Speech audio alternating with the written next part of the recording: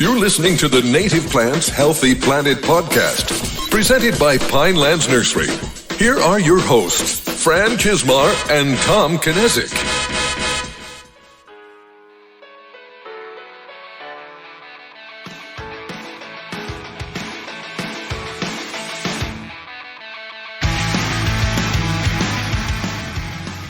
Welcome back to the Native Plants Healthy Planet podcast presented by Pinelands Nursery. I am Fran Kismar. And I'm Tom Knezik, and welcome to episode 181. And we have a really special guest lined up for you today, one that's been requested quite a bit. I have to tell you,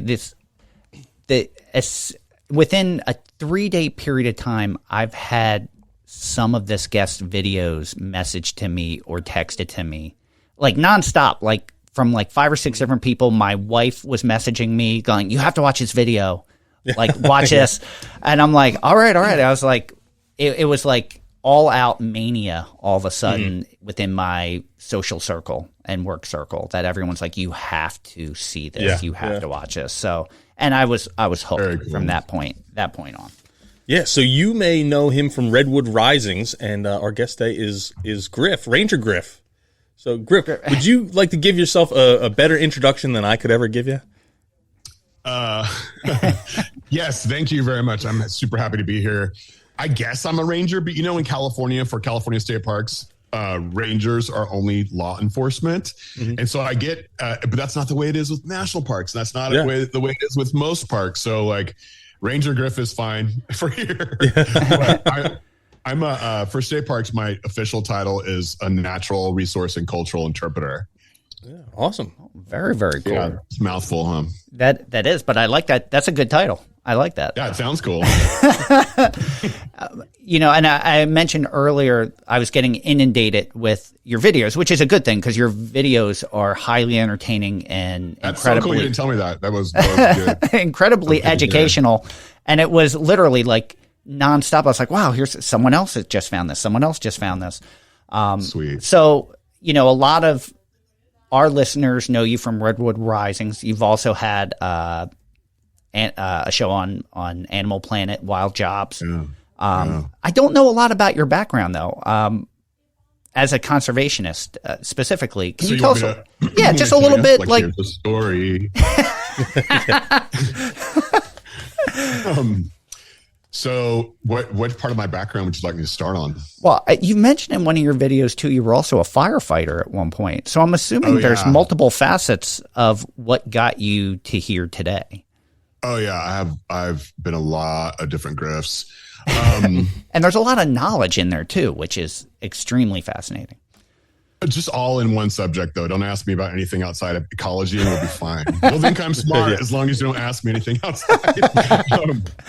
So, how did I get started? So I've been in natural resource work my whole entire life. I have not really done anything that wasn't natural resource work besides a little bit of agriculture. I did agriculture for a couple seasons, and I worked on a fishing boat. I guess that's still natural resources. But other than that, my whole entire career has been biological service.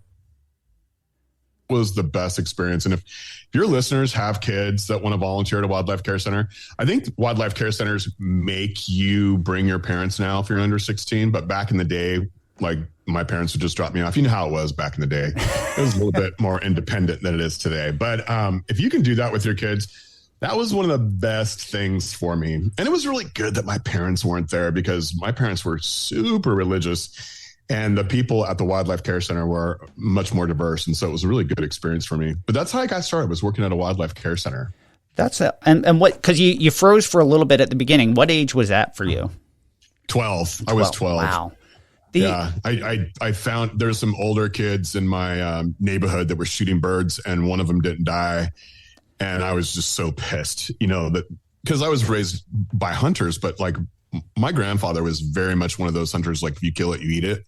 Mm-hmm. And he was a wilderness survival instructor. So he meant that literally. We ate all kinds of terrible things, especially his own kids, my mom and stuff. But so that's what inspired me to get involved in wildlife conservation, was just seeing people abuse wildlife. And so it started when I was 12 and went my whole entire life.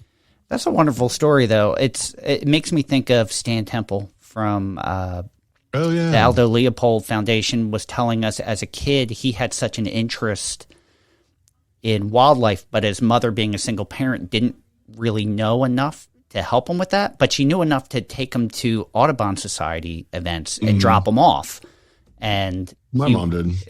he was saying that he was kind of befriended by one of the women on the tour that would kind of, he's like, as people went off and were counting birds, she was explaining why birds were doing what they're doing or what their habitat was. And he goes, she was a profound influence. And I never really thought about it. And I was watching a Disney documentary once and her name popped up. And he was like, oh, Rachel Carson. That's Miss Carson from, he had no idea that his mentor was the author Rachel Carson. So it was very profound. It's just, I find those interactions really interesting, how it happens and how it shapes you at that age. Well, mine was Dara Nance, and I haven't been able to find her. So if anybody out there knows who Dara Nance is, tell her that I thank her for my whole entire, everything. She was my mentor at the Wildlife Care Center when I was 12. And it was just me and her on Sundays in these dilapidated, should have been condemned. We might have been squatting for all I know. These buildings were in terrible repair, and the lights were blinking and the water was gross. And we had all these wildlife. And we were broke. And it was just me and her, and she would train me how to feed, bottle feed fawns and birds and clean cages and weigh animals. It was just me and her. And she had this, 12-year-old, assistant, 13, 14. I did it till I was 16. So, but she was amazing. So if she's out there, please contact me so I can thank you. When you're describing it, it almost sounded like a Saw movie with the lights blinking. And oh, yeah, no, we were ghetto. But, they have a much better facility now. So, soon Wildlife Care Center. That's wonderful. We have one by us called the Woodford Cedar Run Wildlife Refuge, which is in Medford, New Jersey, in kind of like the middle of a populated area. That it's amazing when you think of the amount of wildlife that comes through there, what they're able to do with the funds that they have. It's just, it takes dedicated people. Oh, those are the best. If you ever want to meet the best people in the world, go to a Wildlife Care Center. They're all really, maybe I should be careful. Many of them are eccentric. So, well, the one thing we noticed as we talked very dedicated. Everyone that we talked to there, when we asked them how they got interested, they were all interns and then built their career choices through being an intern there and stayed. So it was just amazing that everyone we've talked to there has been there 20 years, 25 years, and it's kind of worked their way up and have done everything. I love those kinds of people. Yeah, they're among my favorites. That's awesome. So I was going to say, so from there, what got you into the role you're in today? Well, let me go fast on this part because, I never had kids. I never did anything besides nature stuff, being very focused. It just turned out that way. So I had I dropped out of high school and went through a wild period. And then I joined the California Conservation Corps, which at that time was for guys like me, kids like me, male and female. And I got in there and they immediately taught me they fire trained me and flood trained me. Wow. And then I was doing restoration work. I was doing a lot of different ecological restoration work, 18 years old, got my GED. They moved me out of my hometown, which was probably the very best thing that ever happened to me, was getting me out of my hometown. And from there, I got to the Forest Service and I did fish surveys and I was on fire crews. So I was on a fire crew that also did fish surveys because back in the 90s, there wasn't as many fires. So you could do two positions at once. Now, if you're a firefighter all summer because the fires rage all summer. And then after that, let's see. So after the Forest Service was the Nature Conservancy, and I was a restoration intern for the Nature Conservancy and did plant surveys for them. And then after that, let me see. I actually wrote it down because I knew you guys were going to ask me, and I did so many different things. I worked in greenhouses during college, and I went to college one semester a year, and I was a plant science TA.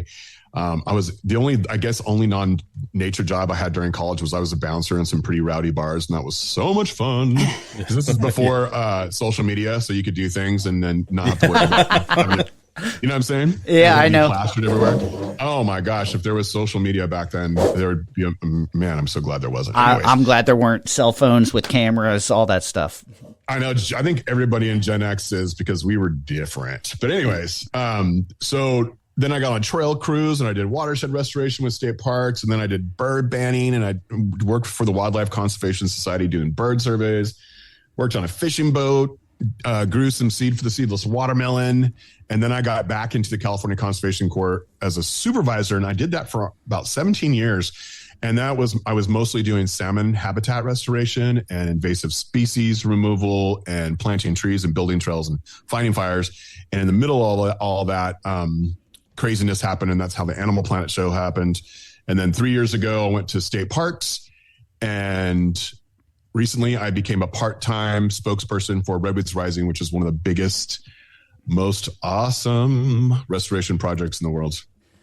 So definitely the United States. Given all the different areas that you've worked in restoration, do you have a favorite? Is there one that you particularly like, yeah, I really like this? To do as a practitioner? Yeah. Oh, by far salmon habitat restoration, because it's so fun because you're like, we would go, sometimes we work with heavy equipment, but most of the time my crew did stuff that heavy equipment couldn't get to. So we're using grip hoist, which is like a pulley system. It's hard to explain. It's like using a come along, but a giant come along, and you drag logs with your just labor, just cranking this handle back and forth. And you got all these cables and all these people, and it's dangerous and fun and exciting. And then you get into the water and then you prop it up on another tree and then you drill a hole through it, pound some rebar through it, and you connect it to rocks. And then one of my favorite things about it is you come back the very next year after the winter storms hit those logs, they scour out the bottom, they make pools, they sort the gravel so it turns into spawning habitat, and you return the next year and you can see the fish and amphibians and other things responding to your work. I mean, there'd be birds perched on those logs hunting. It was amazing. I absolutely love salmon. I could do it for free for the rest of my life, salmon habitat restoration. You better watch it. You're going to get a call now from someone going, "Hey, I heard you'd like to." They all know me. Everybody who does salmon habitat restoration knows I'm obsessed with it. Yeah. So, I love that world. Has your whole life consisted on the West Coast? Are you like a California guy and you've always been there, or have you worked in other parts of the country? Okay, so I have to tell the short story. So I was involved with Redwood Summer. So Earth First was protesting the liquidation of the old growth redwoods. And then in the 90s, I got recruited by this woman named Betty Ball, who's kind of famous in that environmental world, radical environmental world. She's not really radical. She's just determined and super down for the earth. But she recruited us. And so we did a lot of stuff, including getting signatures signed to put the Forest Forever initiative on the ballot. And when it failed, because the timber companies came up with a competing ballot that split the environmental vote, it was a genius strategy of theirs. And it broke my heart so bad that I packed my backpack up and left California because I was so mad at California. So I'm 19 and I'm like, fine, then I'm out of here. And so I ended up in Ohio and joined the Ohio Civilian Conservation Corps and spent 8 months there. And then I hitchhiked all through Michigan and Canada and loved it out there. Loved it. But the second winter, I was like, I'm good. I'm out of here. Y'all can keep the winters. And I left. Well, we were just having this conversation in the office because I was saying there's parts of Wisconsin that I absolutely love, but I can't imagine that long of a winter for myself. No. I like the change of season, but it's got to be dispersed a little more evenly. Yeah. I've been a coastal Californian too long, and like our weather's kind of the same year round. So it's like always 65-ish, it dips down to 40-ish and then dips up to like high 70s, but it's pretty much the same year round. Yeah, no, that sounds pretty nice. Yeah. I could get used to that. I could get used to that too. Mm-hmm. So we're lifelong New Jersey. Mm-hmm. We're just outside of Philadelphia, basically. We're about an hour and a half south of New York City, and maybe where the nursery's at, we're about a half an hour north of Philadelphia. But and I'm familiar with that, and I know what I love about that and what makes it unique. To you, what makes California unique? For someone that hasn't visited there, what are some of the natural features that you love about California? Oh, gosh. We would need to do a 10-hour podcast. Just for me to go through one county, that would be a speed trip. So let me just say that we're the Est state. We have the tallest trees and mountain. We have, well, at least in the continental, it's one of the tallest mountains. We have the oldest bristlecone pine. We have the most diversity. We have the most endemics. We have like just the oldest, tallest, biggest, we have the most biomass per acre in a redwood forest than any other place on the planet. And people are like, more than the Amazon? Yes, more than the Amazon. There's more diversity in the Amazon, probably in 1 acre, than there is in the entire state of California. But we have the biomass. So it's the most living place on the planet is in the redwoods. So we have all these really interesting features. And California is a big state, and it's such a diverse place. It's just crazy diverse. You can be in the desert. Well, you know what the best example is like you can surf and snow ski in the same day in parts of California. It's just like, it's an amazing, amazing place. And if you're a plant nerd, your head explodes here. Like I have plant nerds come visit me from the East Coast sometimes, and they're like, we got, blah, blah, blah. And I'm like, have you ever seen serpentine endemics? And they're like, please show me. And it's like, we got pitcher plants. We got all kinds of cool stuff. So California is a great place to be a naturalist. It's one of the best places in the world to be a naturalist, I think. And as an outsider, I feel as though California celebrates that. We loved, Tom and I had read the article about the groundskeeper at Dodger Stadium turning the grounds to all native plantings. I didn't know that. Yeah, and it was different areas too. He's like, we want to get like a little bit of Nevada, a little bit of this, and it was different gardens for different types of areas, and they're labeling them as native plantings. They're like, why does it have to be cookie cutter? Why can't it be native? Why can't we celebrate what makes this area America, this area? Yeah. Which I thought was amazing. Like I don't see that happening anywhere else. Yeah, it's funny when you said that, I was like, oh, it's almost patriotic. We should have like a patriotic native plant movement. I love that. For some of the more that's how conservative, some of the conservative folks can get more into native plants. It's like, it's the patriotic thing to do. One of Fran's favorite stories is a guy, John McGee, who's the host of the Native Plant podcast and then has his own McGee landscape design, I think. Yeah. Focuses on native plants. They're right outside of Washington, D.C., and I guess he was doing the landscape for, was it an admiral or some higher up in the military. And kind of the guy poo-pooed at his landscape design and said, I want all these other he wanted Japanese non-native plants. And that was his sales pitch is he's like, well, don't you think we should celebrate the plants that are native to the United States and the plants that are native to Virginia? Yeah. And be proud of those. And then the guy was all about it. Yeah. He said, sure though. It was just the framing. He's like, I love Virginia plants. He goes, I'd rather have Virginia plants than Chinese plants. And it just struck a chord with him. He's like, I get that. Yeah.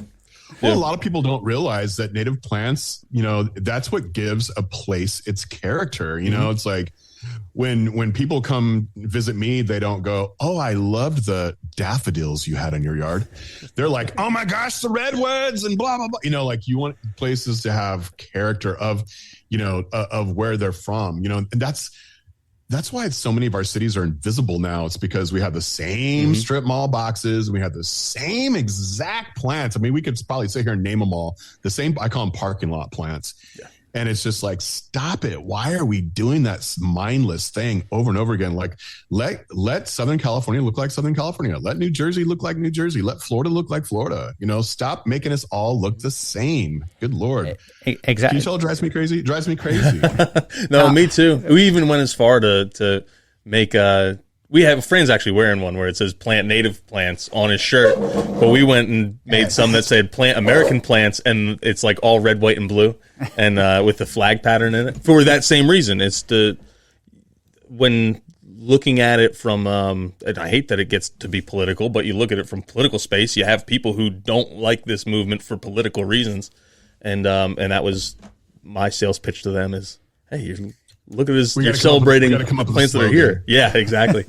Like keep America American planted or something like that. Yeah. Well, what I love, and this is where I go off topic and completely forget about what questions we have to ask, is one of the things I love about your videos is that it's a way of getting of kindly getting people to appreciate native plants. It's not, you're not hitting anyone over the head.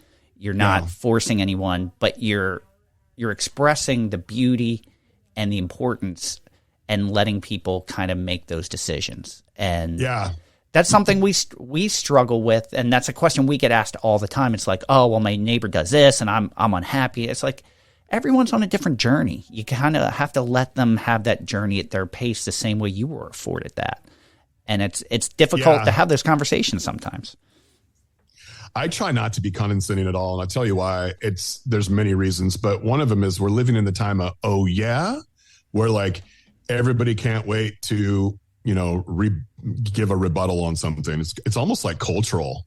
Yeah. It's a time of contrarians almost, and so and I react that way too. I'm not talking about everybody else. It's me too. Like I often feel challenged by stuff like right at first, and I got to tell myself that really wasn't a challenge. That's just kind of like the culture we're in. So. Like for me to tell people like, oh, you idiots are feeding wildlife and that's what's leading to the problems with wildlife in the neighborhoods and people killing them and blah, blah, blah. No one's going to be like, oh, he's right. I am an idiot. I'm going to stop. Like no one said that. You're never like, oh, you dummy. You planted those plants from Asia and you live in Florida. And they're not going to be like, you're right. I am a dummy. How could I do that? Let me dig those plants up right now. No one's doing that. That doesn't work. But we keep doing it over and over again like it works. It doesn't work. It doesn't work on me. I wish somebody would. Yeah. So it's like we have to tell people the incentives. We have to tell people like why it will improve their trip, why it will make their life better, why it will make going out into your yard so much more interesting because there'll be butterflies back there. There'll be more birds. Like this isn't a thing that you should do to be a good person. This is a thing that you should do because it's cool. It's interesting. Mm-hmm. And and it doesn't matter who you are, what religion you are, what political spectrum you're at. None of that matters. Yeah.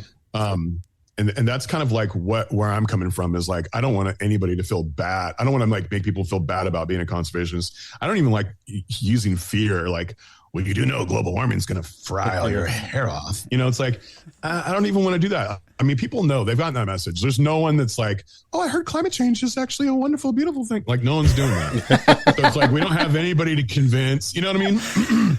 It's now about solutionary actions and how this will enrich your life. For me, that's where it's at. It's like, it's connecting solutionary actions. Yeah. It's connecting native plants to, and all that, the good they bring to what people are passionate about. That's been a big part of our message is, hey, they might not care about bees. They might be afraid of bees. So don't pitch them bees, pitch them, well, they might like the fish and then pitch them. Oh, that's how it benefits fish habitat. And even having them in your yard is going to clean the water and help everything downstream in a way. And that was kind of one of Tom's visions when we started this podcast almost 4 years ago now, that there's a lot of great organizations working towards the same end goal, but for different reasons, and it's, there's hunters, they want habitat because they want habitat. So they have the habitat to bring in the animals that they're hoping for. It's that there are so many different things. And if you can bridge all these gaps, it would be great. But these are conversations. I listen to Tom and his wife have these conversations about, what a yard should look like. I've had these conversations with my wife when we first moved in together. Our yard has a ton of New Jersey natives, but also has every invasive plant imaginable that you could think of in New Jersey. And some of them she had very strong emotional ties to because she's from Poland and she had these plants in Poland and it made her think of home. And who am I to say that how you feel or what your emotional attachment to that plant is wrong? But what helped was just starting to plant, one of the first things we planted was cardinal flower, and that first bloom when we got hummingbirds, it was all over. That was it. It's like, oh, what else can we do? What else can we plant to bring other things in here? Yes. And that started that journey, and it's, I think of our last guest, Tim Mack, who's a birdscaper, who was saying, he's like, I don't really care if I'm popular with my neighbors. I want to be popular with the birds. Like I want them to be happy with me. Yeah. I think that, with bringing people into native plantings, I used to be radical and I used to be like, every plant needs to be native. And I used to go to my mom's house and landscape her yard and turn it into like these jungles and stuff. She couldn't even go outside. It got so dense and crazy. But like no design, just like creating a riparian forest because she lived next to a creek. Okay. So I just made her yard this like very thick elderberry, willow, mugwort, mule's fat, like riparian forest. And I don't do that to her anymore or anybody else. So because people have their attachments to plants. Now, my people, I'm Irish. My people came here, and I'm Welsh and Irish. And in Wales, the people who came here from Wales and Ireland had interesting connections to English ivy. And, we'd make wreaths and hang them over our doors to keep evil spirits away. And so this was a very important part of our culture. And so they brought them here with them. And English ivy is like the worst invasive in old growth forest. It's the only invasive plant that could get established without disturbance in an old growth redwood forest. So when I tell people about landscaping their yards, like, should you have, have a percentage of native plants for the birds and the bees and the butterflies. And then if you have plants that have a strong cultural connection, just check with like Plant Right or someone or your UC extension office and make sure it's not invasive first, and if it is, don't plant it or keep it in your house or something, don't let it go to seed or something. Be vigilant. But do have some plants that like remind you of your grandma. I have some plants that I plant that remind me of my grandma that aren't native, because she was like one of the most special humans that ever was on this planet.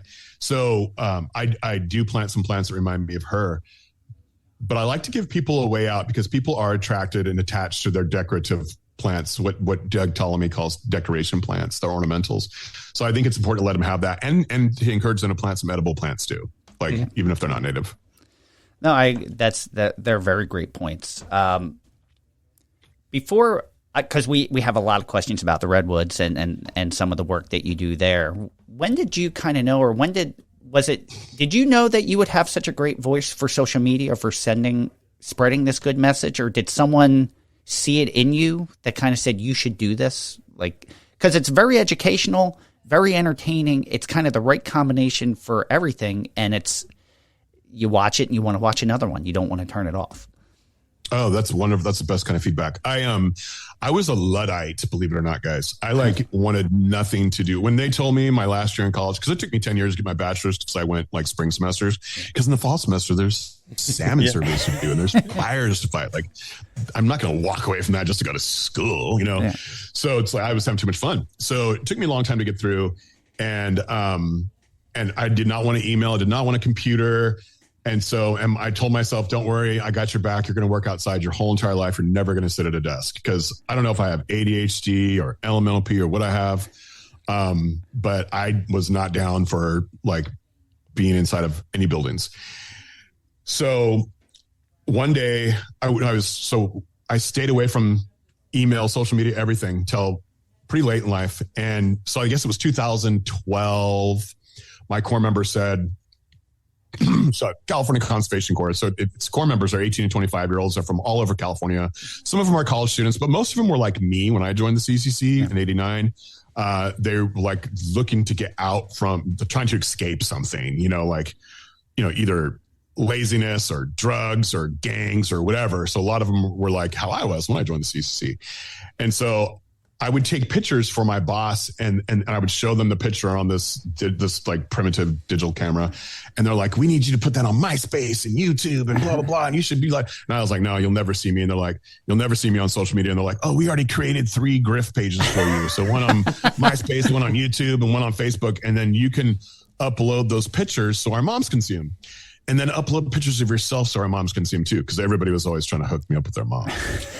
So I was like, okay, well, all right, so we'll do it. So I started posting things to the, MySpace and Facebook, but I didn't care about it. I didn't pay attention to it. I was just doing it for them. I didn't want anything to do with it. And then one day we were doing salmon habitat restoration in, I guess the creek name doesn't matter, but it was down in Southern Humboldt. And we were staying in this remote facilities and we were cleaning up after breakfast. The music was on and these 2 of my core members were dancing. And they said, jump in there, Griff. And so I jumped in there. And the reason why I danced is because I'm this big, hairy white guy in the middle of the mountains. And most of the core members are not white. Most of them are, black, everything, because this is California. So we got everybody. So, and a lot of them were from areas where they weren't used to being around white people, or their experience with white people was super negative and scary. And so I knew they felt uncomfortable with me. I could see it. I could sense it. But what they didn't know about me is that I grew up in the Bay Area. I had been around multiculturalism my whole entire life.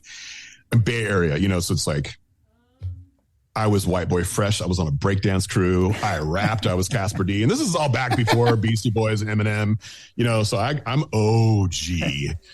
And so I danced and they put it on a video and I looked at that video afterwards and they loved it. They were laughing about it. Like, I can't. And I was like, they're like, put that on your Facebook. We created you. And I was like, oh, hell no. No one needs to see a fat cowboy dancing. And they're like, our moms do, because everybody's trying to hook me up with their mom. So told them, I said, your mom's got 2 weeks. But I was so embarrassed because I looked like this fat cowboy and they were like smooth, athletic guys. But right away, people were like, that's cultural competency. So I was really good friends with Rumap from Outdoor Afro at the time because I was trying to get more of these young Black folks to see themselves in nature because they didn't. Because whenever we went to parks, the rangers were white, the firefighters were white, everybody's white. And so I was trying to help, diversify these places and also trying to help these Black kids that aren't seeing themselves reflected back, in these, in conservation. So Rumap started Outdoor Afro, which slogan is where Black people in nature meet. And so I told her, I contacted her when she was still a podcast. And I was like, you know what I hear all the time? She said, what? I said, I hear Black people don't do that. And she, when it comes to climbing trees or swimming in creeks or whatever. And she's like, that's not true. I said, I know it is because I grew up around Black kids, but I got this group of really urban Black kids who believe that. And so I started working with her and it was a really good partnership and led to the BioBlitz stand. Oh, so that other video went super viral, by the way. So Rumap was one that told me it was going viral. And so after that, I was stuck on social media and I saw how it increased our recruitment. So this video of me dancing with my Corps members went super viral and it increased the California Conservation Corps recruitment by like 1,000% or something crazy. And people started getting interested in conservation. And I knew at that point, like, if I really wanted to save any animals, if I wanted to help people connect to nature, if I wanted to get native plants in the ground, that I had to put myself in front of this camera because people like seeing me there. And so I did it. And I've been doing it ever since because it's the most solutionary thing that I could do. And me and my partner in Jumpstart Nature, Michael Hawk, him and I are both like, we would love just to be like old school, like Alexander von Humboldt type naturalists where we go out into the woods and you don't see us for years. Like, because we're both so interested in life, like all the biodiversity, all the things. But I could spend my time looking at them and having some immediate gratification, but I would walk away knowing that those things might disappear in my great niece's lifetimes because not enough people spoke up for them. So that's what I'm doing. And thank God people like watching my videos because I want them to plant native plants and I want them to volunteer at wildlife care centers and I want them to dance outside and I want them to take their kids on hikes. And so I'll do whatever it takes to get them to do it. That's such a wonderful message. Almost anything. Well, do you feel since your time in conservation, and this is a conversation we've had multiple times, and we've done a rooted discussion on women in ecology, and we've had the Outdoor Equity Alliance on, and we just had a great conversation with Camille Dungy. Do you feel that you're seeing more diversity within the conservation field? Like when we started, it was predominantly white male dominated, and then you see more females, but we're just starting to see the diversity and color of people, and we try to speak about it all the time just to bring awareness to it, to try to get more people to enjoy it, to want to choose that as a career. Yes, I see it big time. And that's been one of my major campaign issues, something I've been campaigning for my whole entire life, because I grew up in this multiracial area. And then I moved just a few hours north into the forest, of California, and everybody looked like me. And then when, except for the indigenous people, and then I went to a conservation group when I was like 18 or 19, and it was about the spotted owl. Spotted owl just got listed. And so I was like, I want to be involved. So I went to this conservation group and I was looking around the room and I was the youngest person by like 40 years. Okay. And everybody was white. And I remember thinking, oh my gosh, everybody in here is white and gray. We better hurry up and save the spotted owl before you guys all die or it's going to be too late, And so then I was like, this group has an expiration date. And so I was like, all right, we got to do something. So I started bringing my fellow Corps members, And this is, back when I was 18, 19. And a lot of them were like, Griff, I don't want to go with you because I don't want to be one of the only 3 black people. And like, we all showed up together. It's just like they stare at us and blah, blah, blah. And I was like, what a huge problem this is, that like people aren't getting involved because they feel socially uncomfortable because of like the little microaggressions that they would get from older white folks and stuff like that. It just made it uncomfortable. And that's when I realized that conservation has its roots in, in California and in the Redwoods. Conservation preservation has its roots in eugenicists. It was eugenicists who started, our Save the Redwood movement largely. And some of that stuff has thrived. Like some of the culture is still in our conservation groups. And you can still see it. It's still white and old. It's still like a lot of conservation groups, didn't even think about including anybody else. It was like an elite club. Like, we're educated, we're rich, and we're conservationists. and come have a glass of wine and see this presentation on the asters of the California dunes. But like, that's not going to save the planet. And that's not going to help. Like if conservation is an elite club, that's ridiculous, So I have seen it change so much in my lifetime. It is very, very inspiring. I'm in California, so maybe you haven't seen it where you're at, but where I'm at, it's like, and it's definitely an age thing. So like pretty much the biologists, the firefighters, all that stuff under 40 is, if you look at it, even under 30, it's very encouraging, very encouraging. You still see all your old white placeholders in the different organizations and stuff, but it's the next generation that's going to diversify us just by who they are. Yeah. So it's like, it's not going to be a thing. It's going to stop being a thing in a generation or two. Like, we're not going to fight to diversify conservation groups because they are diversifying by default. That's awesome. So, and it's wonderful and it's so helpful and it's really made the movement stronger, more articulate. It's just really been a blessing. We saw even COVID played a factor with the New Jersey Native Plant Society, which was a more of a smaller group, older group, but when you're and I'll add, because I would go to a lot of these meetings, and I was definitely for a long, probably I'm 34 now, so for a long time I was the youngest one there. I'm not anymore. But I've been going since I was like in my early 20s. But it was, you did not have a lot of diversity amongst that group. No, and not only that, like you had all these a small group of people trying to keep it running, so they're all taking on so much, and they needed help. They needed new blood in it. And COVID, they said, I'm trying to remember how much went from like 300 members in the state to nearly 1,000. It's probably over 1,000 now. And a lot of it was just some new ideas that you had. They basically did a lot of stuff over Zoom, and we're bringing in different speakers from across the region to kind of promote these topics. And they'd get like Doug Talamy is one, so he'd come on and give a Zoom presentation for him, and at the end they're like, well, you can become a member of the association if you pay $30. A lot of people are like, well, that's really not a lot of money to get this kind of education out of it. So and they've even started a podcast that incorporates nature and poetry, and those connections. Which we keep forgetting to plug. We said that we would, and we keep forgetting. We'll plug it on the next pod. Back to the Redwoods, because I know we are there any videos of young Griff rapping that are going to go viral? Do you have any breakdancing videos? Of me rapping? Yeah. There are a couple. They're on VHS. And they're in a box somewhere, and maybe one day I'll bust those out. But there's a couple of me beatboxing. So I used to beatbox. I used to do all kinds of stuff. Yeah, so I can't do it so much anymore. That was awesome. That kind of much older. That reminded me of Biz Markie there. That was pretty good. See, Dougie Fresh. Yeah, I was into it. Awesome. So I kind of wanted to get back to the Redwoods. We're based on the East Coast.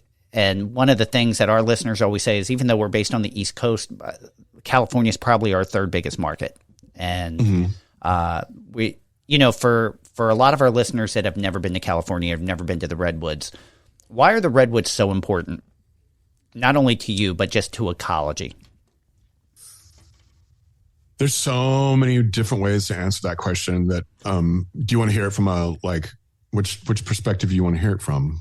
We can hear it from all the perspectives. So let's do climate change and stuff. And climate change is such an interesting topic to me because I didn't want to believe it, and I still don't want to believe it. It's lame. It's totally not cool. That we're having to even worry about this. But one of the ways that I deal with climate change now is I tell people, you're like, I asked you about redwoods. Where are you going? But one of the ways I talk about climate change to people now is like, forget about who created it. Forget about climate has always been changing. Yes, that's how we know what it's going to be like. But just think of it this way. Like, we don't even have to argue about it. If we had the power to adjust the world temperature with a giant thermostat, wouldn't we do it? Wouldn't we keep it the way it is the last 10,000 years? Because the last 10,000 years have been very unusual and perfect for our species. So if we had the power, wouldn't we keep the thermostat here? And if I told you that we have the knowledge and technology to keep the climate as it is instead of letting it get worse for our great grandkids, would you help me? And the answer is yes. If you understood that this would help your great grandkid thrive, you would help me. Okay. So we don't have to argue about it anymore. Let's just move forward and keep our carbon levels the way that they are the best for our species. And one of the ways by doing that is to help us restore redwoods with Redwoods Rising, redwoodsrising.org, because redwoods can sequester. Like, when you look at a giant redwood tree, you are looking at carbon sequestration. It's 250 tons of carbon. Redwood trees are aeritarians. If they were made out of dirt, there would be a corresponding hole right next to them that was 350 feet deep. Okay. So they are aeritarians. They are made up of some nutrients and water, of course, but they are aeritarians. They're carbonivores. They're eating carbon. They are giant pillars of carbon. And that's why they are the carbon sequestering champions of the world, because they are doing this. And we've cut down over 95% of them. That's not how you want to operate your thermostat. So when we're now accelerating the growth of these trees by thinning them out because of something horrible that happened that I could tell you about. Okay. And then we're helping them grow faster, larger, because it's the big trees that sequester the most carbon. It's not a million baby trees. It's like a couple thousand big giant trees. They're the ones that are storing the most carbon. And coast redwoods store more carbon than anybody else. And people are like, are you sure? Because the giant sequoia is bigger, like more voluminous. But when you add all the reiterations and the leaves and how many trees per acre, the coast redwood forest is per acre the carbon sequestration champion of the world. So that's one reason why they should be special to people. They're also, yeah. So do you have any questions about that before I go through? I have one question before you go on. So for restoring, if you were growing more redwoods, is it more advantageous to have them closer together and let them get tall and straight, or to give them more space? Is it they need more space? Okay. So redwoods get tall first and then they get fat, kind of like what happened to me. And so they'll grow to 300 feet tall in 150 years, and then they'll start getting wide. Okay. And redwood trees are very fast growing trees. They're one of the fastest growing evergreen or conifer trees in the world when they have full sun and full light, which is why I tell people never plant them in your yard. It's the one native plant that I do not encourage you to plant in your yard. In fact, don't do it. Don't plant a redwood in your yard. I'll tell you why in a minute. But no, I'll tell you why right now. Redwoods, even though they're hundreds of tons, their roots only go down 12 feet.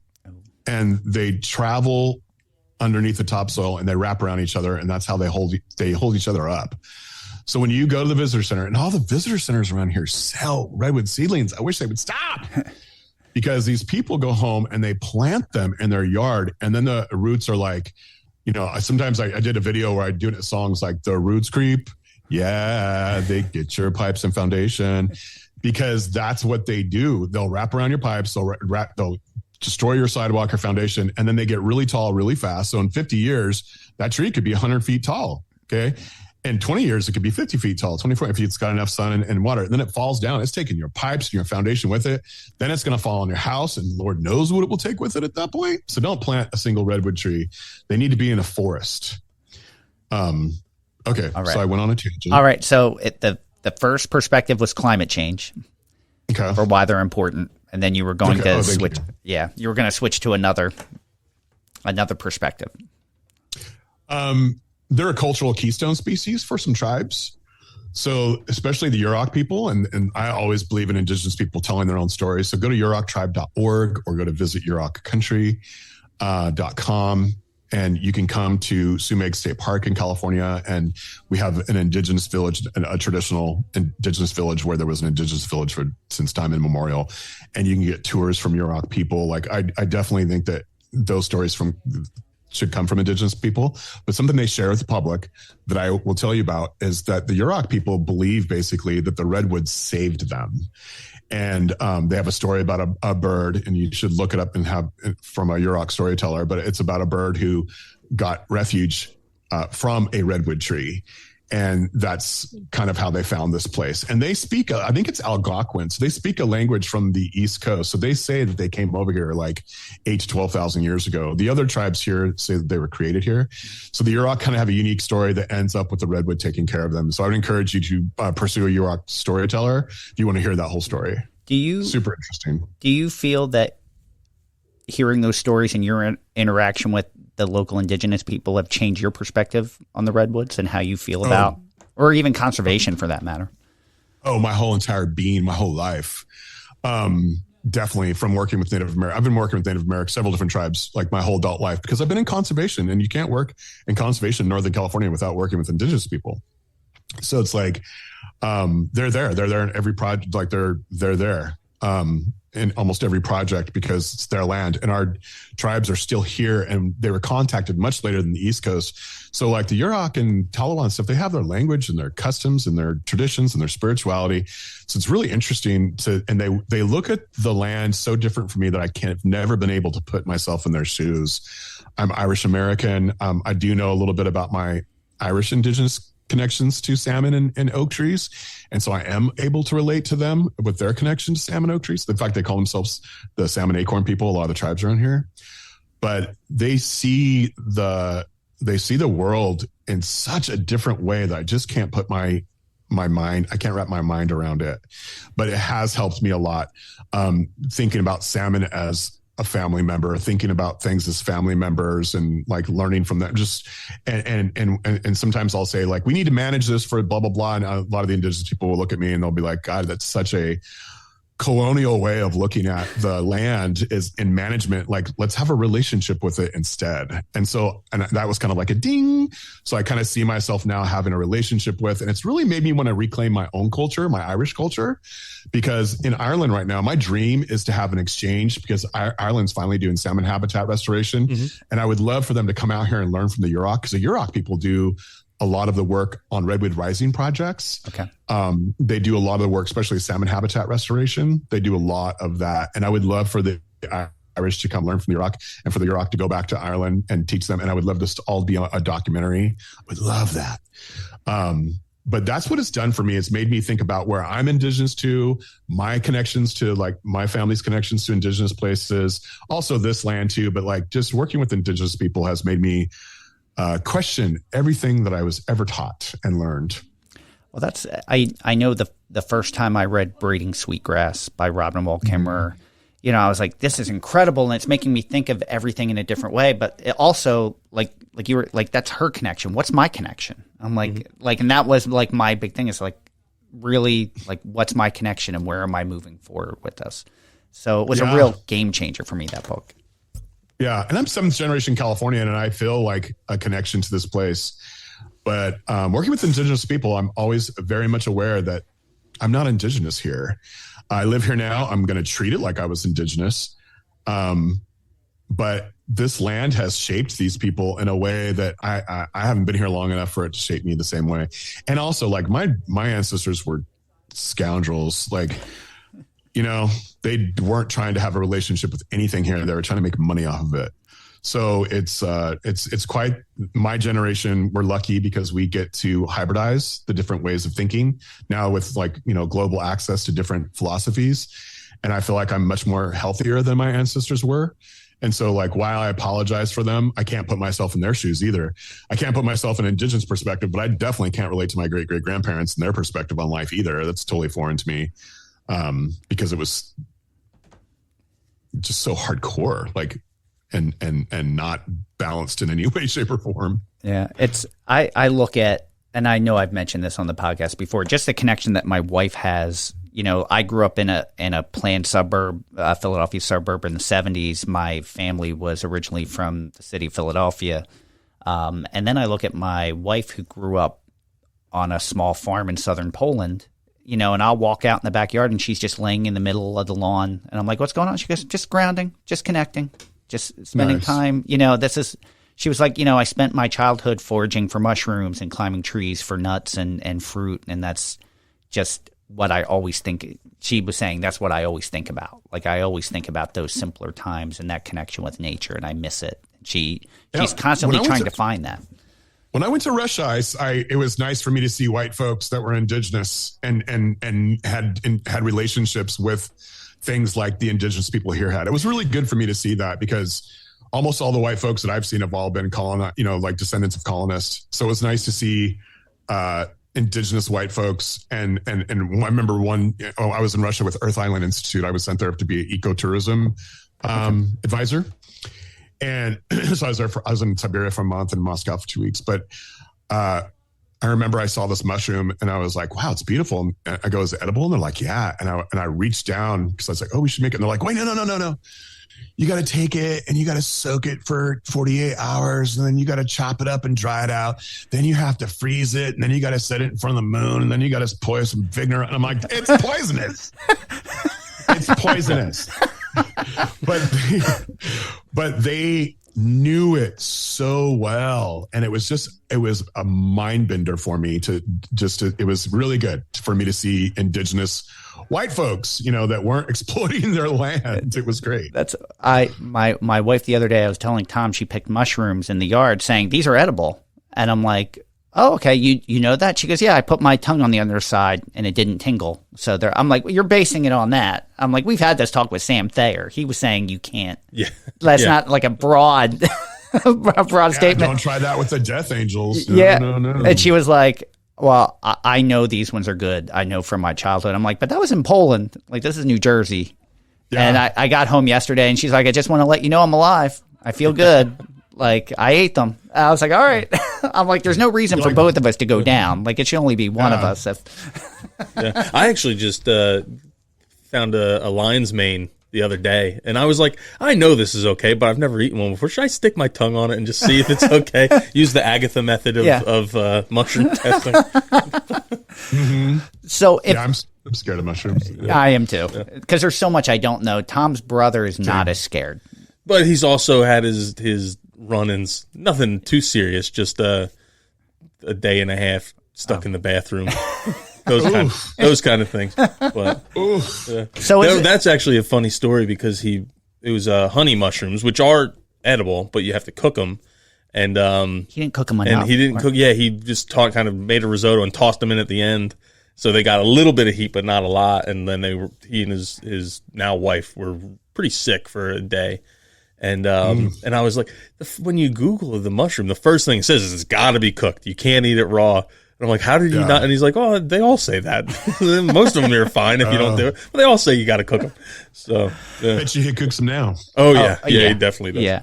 Stay tuned for more of the Native Plants Healthy Planet podcast, presented by Pinelands Nursery.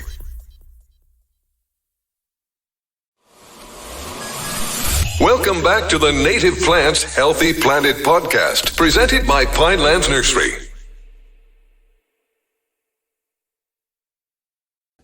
All right, so another sidetrack. Ireland aside, if you could do restoration work anywhere, is there a specific area in the world that you would want to see and do restoration work? Ireland. Ireland aside. No Ireland. Because I know, I did say Ireland aside, because I knew you would say Ireland. Sorry. Wales or Scotland. Okay. Probably somewhere in Europe, where I had some kind of like genetic connection.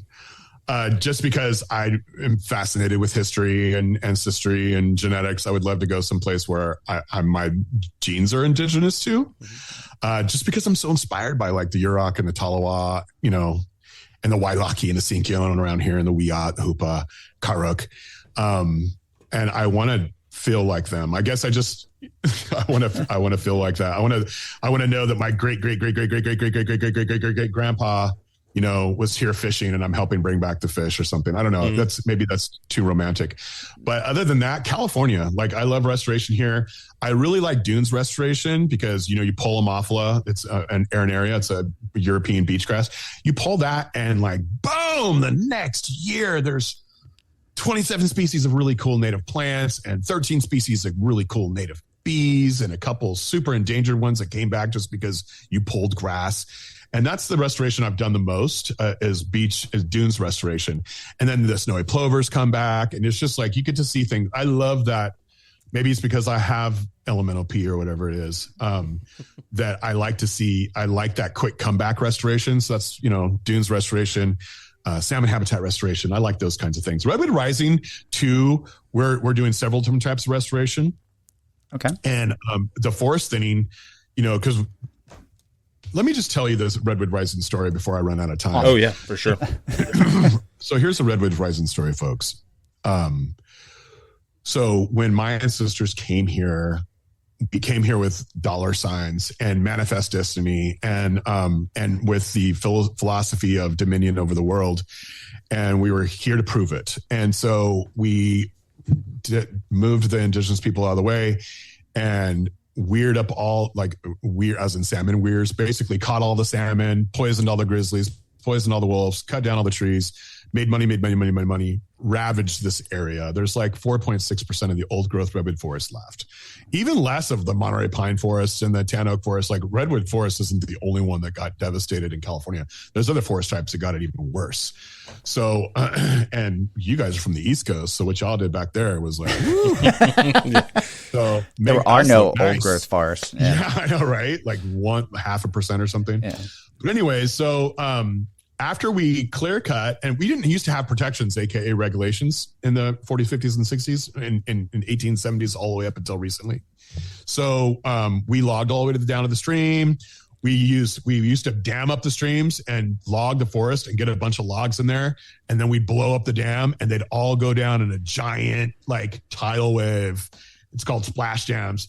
And if there was Native Americans fishing, they got destroyed. If there was poor white people living on the river, they got destroyed, and these logs would come out to the bays, and then we would round them all up. And then after we logged, and no one used to replant, but then once we got helicopters and stuff, we started aerial seeding, and they would cover, and they weren't aerial seeding with redwoods; they were aerial seeding with different species because they didn't appreciate the value of redwoods at the time or something. I don't know. But they aerial seeded with Doug firs that were covered in rodenticides. So imagine being a squirrel and getting your whole world clear cut. And then there's this brief time where all these broadleaf trees are, you know, broadleaf bushes are coming out and trees. So there's tons of food. You know, there's hazelnuts and there's huckleberries and there's blackberries. And you're like, woohoo, this isn't so bad. We lost our forest, but there's lots of food. And the biodiversity would actually increase. And then we would come with our helicopters and planes and we'd spray 2,4-D all over the West. And that's a broadleaf defoliant. And it would kill all those berry and nut trees, all those larval host plants. Okay. And then we'd come back and we would aerial seed with Doug fir seeds that were covered in rodenticides. So if you were a squirrel and you had survived these changes, then you would eat these poison seeds and you become a bomb yourself. And so when the owls would eat you, they would die. When the hawks would eat you, they would die. When the coyotes and the foxes would eat you, they would die. When the badgers eat you, they died. And so that's how and then when we logged, besides splash dams, we would just pull the logs down the streams. We would bury the streams and use them as roads because in late summer in California, the water gets very low and you could bury streams and then you could use them as roads. It was the easiest place to do it. We destroyed these watersheds using fire, like poison, burial, and then suppressing fire. So then we suppressed fires. So Native American fires weren't coming in there. So these forests grew up so thick, these dog hair thickets, so thick that there was no understory. So there was no native bees and there was no birds. There was no songbirds because there was nothing to feed their babies. And so it became this new type of desert, this desert of darkness underneath the canopy of these poisonous trees we planted. They're no longer poisonous at this point. So then when they would catch on fire, they'd burn all the way to the ground. And what would we do when that happened? We would aerial seed again. So Redwood Rising, we go in there and we remove some of this biomass. We take out some of these trees, and this lets light to the ground. And so this lets other types of understory plants come. And this is great because in the old growth forest, these are now islands. And the native bees, native bees don't move very far. We got 1,400 species of native bees in California. They are not jumping on the bus. They're not getting on a plane, going from, island of old growth to island of old growth. They have to fly there themselves. And you're like, they're bees, they can fly. No, they don't go very far. So if these old growth islands are surrounded by these dog hair thickets, little things, salamanders, reptiles, small mammals, bees, they can't leave. They'll starve to death. And so you get these migration barriers. So when we go through, we daylight those streams. We unbury those streams, okay? And the light gets back in. And the fish come right back. When we thin out those trees, they're resilient for fire. So when fire comes through, it doesn't kill all the trees. Okay. Some of them survive to keep growing. And then understory plants grow. And so now you're getting butterflies, and you're getting bees, and you're getting birds, and you're getting mammals. You're getting everything back. And we can do it. We were a force of nature when we destroyed this place, and we can be a force of nature when we heal this place. That, as you're telling that story, I'm like, wow, just think of all the specialist bees that may have been lost that we don't even know about that existed Never there. got discovered. Or butterflies, or, I was thinking of how Xerces Society started around a table talking about the demise of the Xerces butterfly. Yeah, butterfly, I know. And it's just when those types of restorations happen, are you finding that there's still some native seed in the seed bank that once it's daylighted, that it's coming back? It is. Oh, especially here. We don't have to plant. We do plant some redwoods trees in some places. Because usually redwoods are really good about stump sprouting. That's how come you can never tell how old they are, because you could have one stalk that's 2,000 years old, and then you cut it down, it resprouts and grows for 2,000 more years, and you cut that one down, the rings still say it's 2,000, but really it's 4. Wow. So we don't know how old redwoods get. But in some places, when the stumps are really old, they don't sprout as readily. And so in those places, we don't have the stump sprouts to depend on, where it was like really, really old trees. And so we end up planting there. But I forgot what I was talking about. Seed bank. Oh, so when we daylight streams, we don't plant anything. And the next year there's sedges, there's a couple native grasses, there's sorrel, there's ferns, there's salmonberry and thimbleberry and native blackberry coming back in, and Himalayan blackberry coming in too. Cause it gets there via a feathered booty. But, we try to pull those out when we can. But it comes back. There's a native seed bank. That's awesome. That's really cool to hear, and it's not on nearly on the same scale. We had bought a Christmas tree farm and then took all the Christmas trees out to put in the native seed production. But there was a patch that we didn't, and we're doing this quail habitat project now. And Fran, I think I was telling you this the other day. Is I pulled out the Christmas trees in this one spot and then let it go just to see what would happen. And they've probably been there at least 25 years.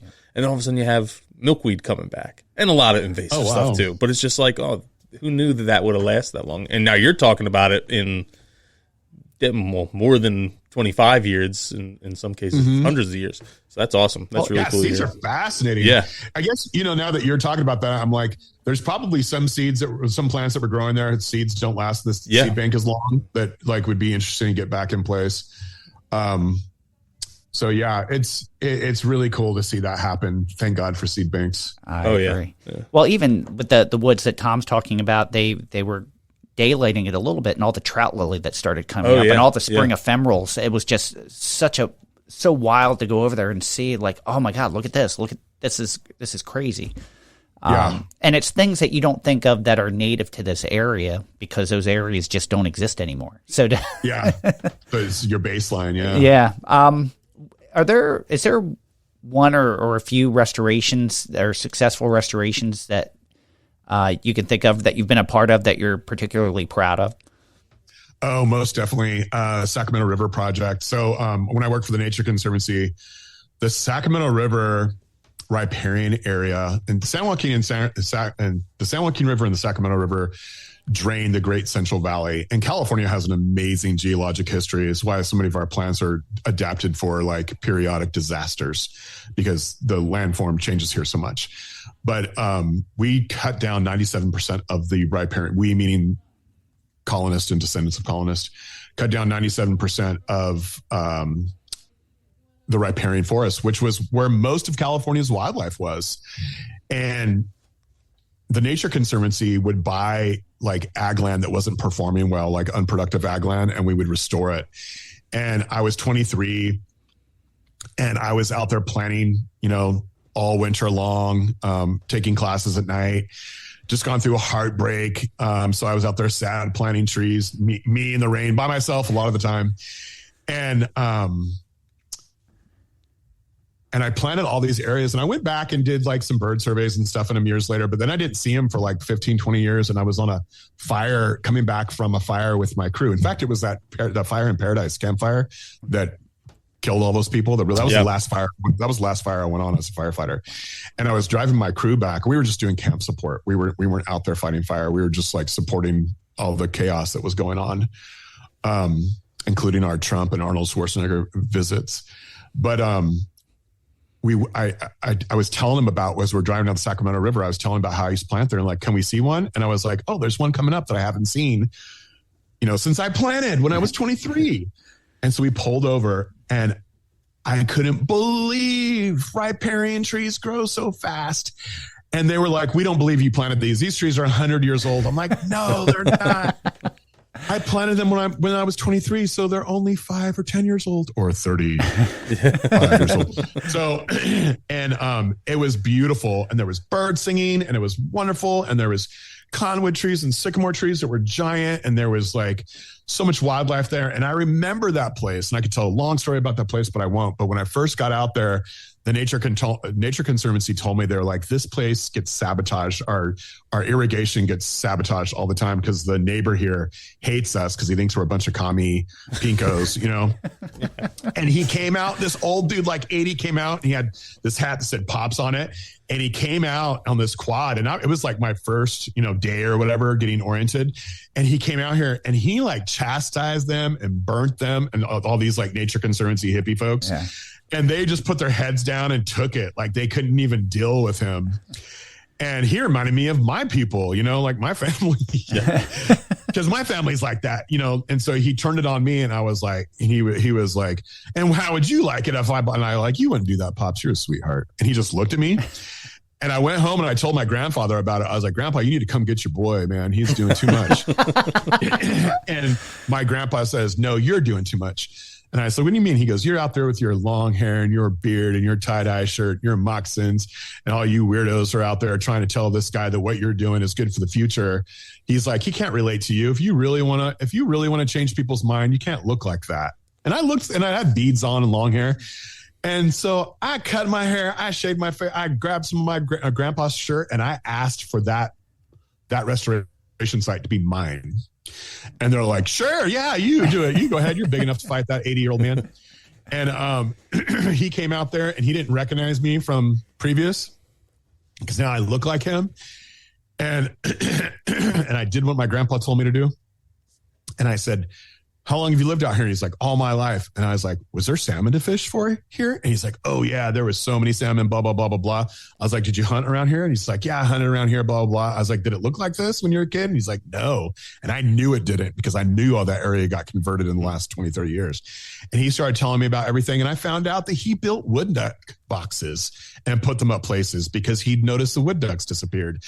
And pretty soon I was telling them, like, we're just trying to turn this back into what it was like when you were a kid.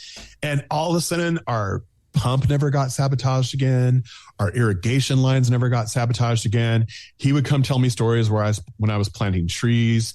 He turned into my best ally. And that was a life-changing, worldview changing experience for me. And And I took that to heart. And that's how we got to do restoration is we have to be relevant to people. That's how we get people interested in native plants. We have to be relevant to them. Mm-hmm. We can't come in and try to, put our trip on them and then, feel married to our trip. Like, I'm going to have long hair and beads and be out here anyway. Like I was in his country. I was in his area. I was on his ground and I needed his help. And I did what I needed to do to get it. And there's big, tall, giant trees and yellow-billed cuckoo's nest in there as a result. Not that I'm the hero. My grandpa's the hero in the story. But this is what conservationists need to think about. You need to get out of your own way and be relevant to people because we're trying to save endangered species. We're not trying to save your fashions. Yeah. That makes me think of something that Tom says all the time is that, they may not, the person that you're talking with may not care about native plants, but there's something that they care about that relates back to native plants somehow. And you were saying, all right, like you mentioned ducks. It's like, all right, maybe you don't care about native plants. Do you care about ducks? Do you care about hunting? Do you care about birding? What do you care about? Because these all factor in. Yeah. Mm-hmm. And a lot of our nursery customers, especially when they're doing habitat restoration in like inner cities, they'll get like they'll do big focus groups with residents in the city and like, hey, we're bringing pizza, we're having dinner. You don't have to worry about cooking it yourselves, and just trying to bring in as much of the community as they can so they can give feedback. Yeah. And now this is places where it hasn't seen natural habitat in like hundreds of years sometimes. Yeah. And but they're like, oh well, we need to create this habitat for so we'd have a softer green edge and not just a wall. But what do you want? And then like so I remember one of the people was saying, oh yeah, well I need to be able to like push my stroller down the street, so you can't put the columns there because then I'm never going to be able to get the stroller down the street. Exactly. And it was just like that kind of input got the community, even if they didn't care about the plant aspect of it, got them involved and they took ownership in it instead of saying, oh, they're just doing something crazy over here again and getting in our way. Yeah. It was like there was no graffiti, there's no issues with that place because everyone kind of said, oh, this is part of our community now. So yeah, it's because especially if it's coming from them, and they have input, and it's like not everybody goes outdoors the same, and so like our campgrounds are set up for like 60s nuclear families, but in California now a lot of us are Latino. Most of us in California are Latino, and so including much of my family now is Latino, and Latinos have closer family. Like you take grandma and aunt and uncle with you places, and I hope that rubs off on the rest of us. Yeah. But it's like, my family definitely it is. But like, so you don't want to have one picnic table at a campsite. It doesn't work for Californians anymore, because we don't go out like that. We go with our grandmas and aunts and blah, blah, blah. Not just Latinos, but like that's, it's a thing we should be encouraging everybody to do.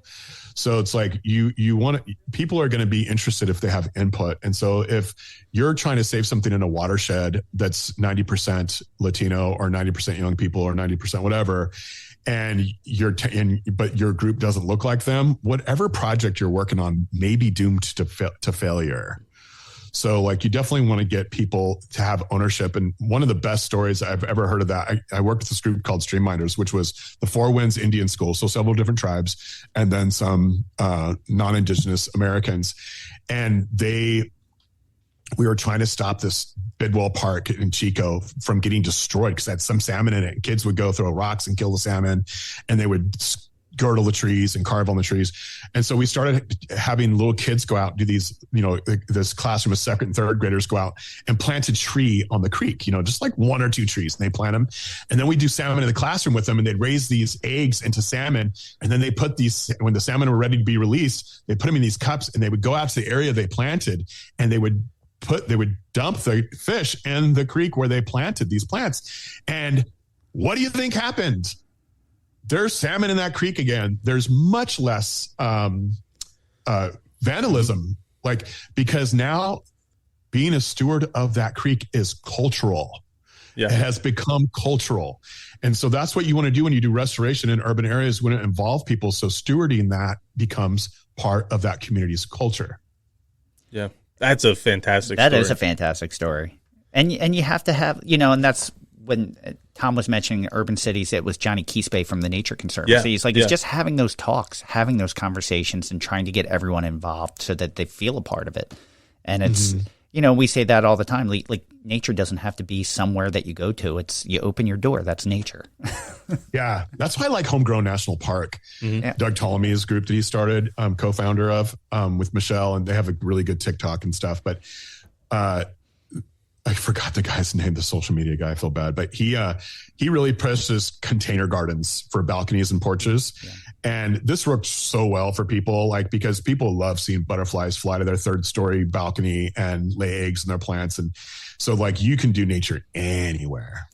And that's Doug Ptolemy to me was the game changer with bringing nature home, where just to put it in a way that people, it would be that aha moment where, if you want chickadees, this is how many Lepidoptera they have to feed their young, and what hosts that many Lepidoptera. Okay, here it's a white oak that hosts more than anything else, and it really just the amount of people we would, because we're wholesale, but you get homeowners just going, you know where I can find white oak or black cherry trees, and just thinking that way, like, oh, that's how that works. I never. Yeah. He just put it in a way that most people could grasp or hadn't been thinking. Yeah, while you were saying that, the thing popped into my head. It was like Ptolemy made rewilding accessible. He made restoration accessible. And that was really powerful. So you can rewild in the middle of the city, because once you plant some larval host plants and they come, you have rewilded your porch, your balcony, your place of worship, Yeah, your schoolyard. I agree. And that's John McGee from McGee's Designs that we talked about earlier. He was talking about HOAs, just getting young kids involved with monarch caterpillars and butterfly weed. Yeah. And he goes, I would go into yards and kids were teaching me about monarch caterpillars. And he goes, that was the difference. That made the difference. And it just made it a little more accessible. Well, you know what my dream is? And so I'm going to tell you my dream, because I want to hear. There might be someone out here listening. I'm way, way, way into certified backyard habitat, schoolyard habitat, urban rewilding too. I'm like way out here in the middle of nowhere right now talking to you. I don't have any neighbors for miles, but I'm way into the urban restoration. And what I would love to see is like a corridor planning for a neighborhood. So like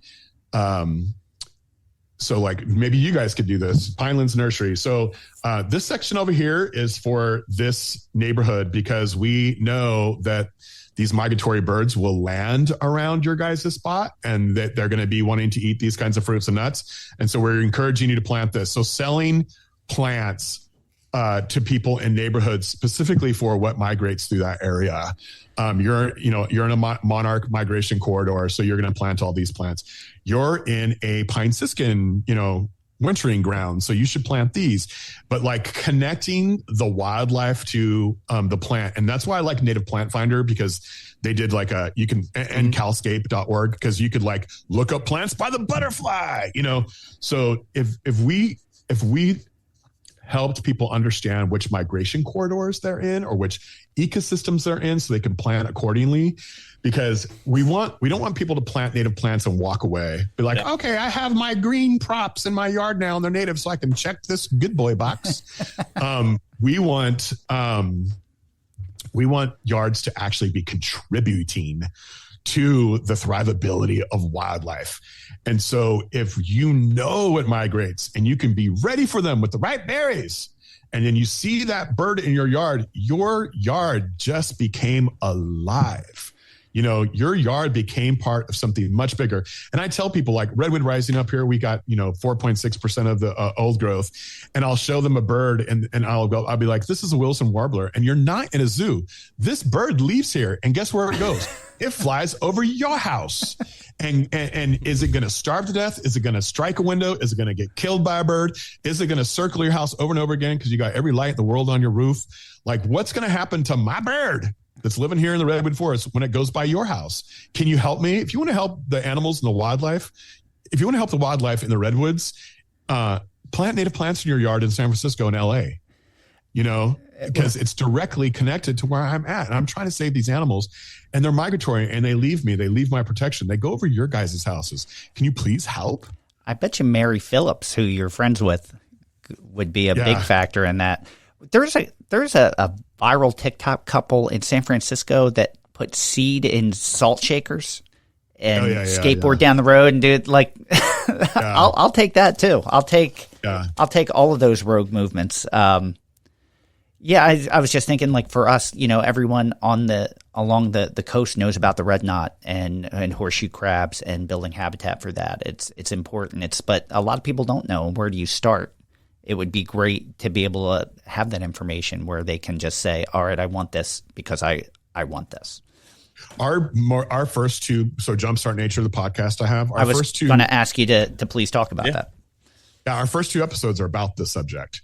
So the first one is the Yard of the Future, and it talks about incorporating native plants, and it's got, you know, Doug Ptolemy, Mary Phillips. It's got all those folks. I've never met Mary Phillips personally. I'm just kind of a fan of hers right now. She's on the podcast.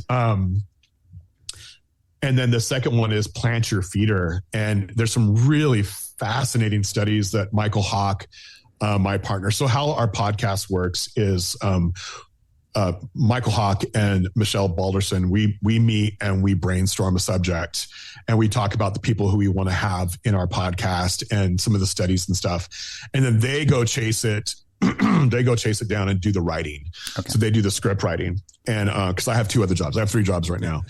And they're also, like, their IQ is probably 20 points higher than mine, both of them. Like, I love working with people who are smarter than I am. I love it. Because then when something hard comes up, I got to be like, well, you guys are so much smarter than me. But anyways, so we did Plant Your Feeder, and it's really fascinating. I stopped using bird feeders a few years ago because my mom got salmonella from which is in the podcast. My mom got salmonella from the bird feeder, and a lot of birds died because of bird feeders. And so I think that there's a time and place for bird feeders.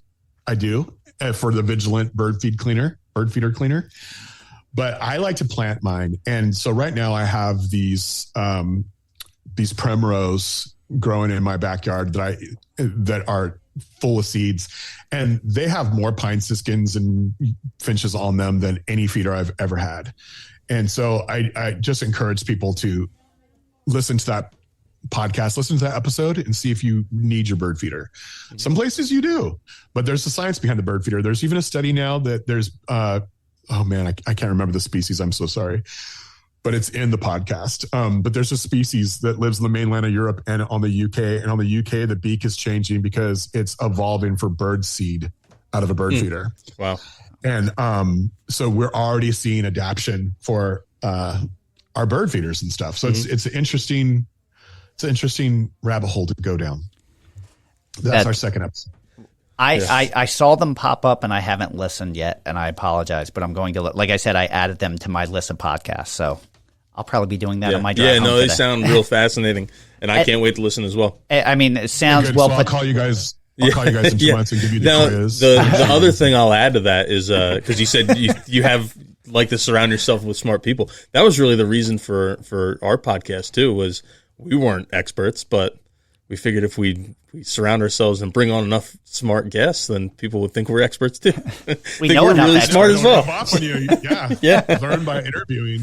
Which, in a sense, it actually kind of worked. We have learned a ton just by doing this. You bring in someone who just specializes in that little niche that they're so like removing amazing dams on. Or something like that. And then a little bit we glean a little off, and then we makes us a little bit more to have a conversation with, a little more interesting, I guess. So. Yeah. Everything is getting so specialized now because of technology and what we're learning that, like, you have to have specialists on. There's no generalists that can totally get it all. No, I was looking when I saw your episode on the lawn. I was thinking, I was like, oh, I wish I would have known. You should have talked to Dr. Peter Groffman out of Brooklyn College or Manhattan College. Yeah, I think he's one of the CUNYs, the city universities in New York. But we'll definitely hit you guys up next time. They ran a whole study on the psychological aspect of why people have lawns and what it means to them and how to break that down. Like, they were just talking to people about lawns and how do you break down that you don't really need this, and how do people see the lawns and how can you sway them? We talk about that. We do an imaginary conversation with Benjamin Franklin about lawns in our podcast. It's really interesting, and something that we realized is that lawns are kind of like, showing your dominion over your piece of wild. Yeah. Taming your piece of wild. And that was a major part of European philosophy for a very, very long time. That conquest thing, it's like, and we're still doing that, lawn, we're still like, show that you have dominion over your wild, You're showing like everybody else. You're showing your status. Or Benjamin Vogt. I loved when he was like, "Hey, you don't need to. In many parts of this country, you don't need to see if wolves are attacking anymore. It's not necessary." My brother and I had this same conversation Sunday. I was driving down the road, and there's this really cool meadow that he'd found, and he found a different species of liatris in it that we weren't familiar with, and he was going to he got permission to go and collect seed. And I was driving by and I'm like, well, I hope you collect that seed already, cause it's all mowed down. And and then he was like, oh no, we were supposed to go Thursday and we couldn't make it. So we were going to go Tuesday today. And so he was like really disappointed here. It got mowed down. And he's like, I don't know why they'd mow it. I'm like, well, it's just, they got to conquer their domain. I did so many times. That's just kind of how it is. I was on vacation up in Maine, and there's this, again, beautiful wet meadow at the front of the driveway. It's like a mile-long driveway. And halfway through the vacation, I see, they mowed it. And I'm like, I couldn't come. Maybe there was a good reason to mow it, but I couldn't come up with a good reason for them to mow it. Other than that, it looked weedy to them, and that was. But it had so many goldenrods and asters were starting to bloom. This is just gorgeous from a plant perspective, and it's providing so much habitat. And so I kind of want to tell the guy who owned the place, you should have mowed there, or why did you mow it? And just never had the conversation. But he probably didn't want the insects. Yeah.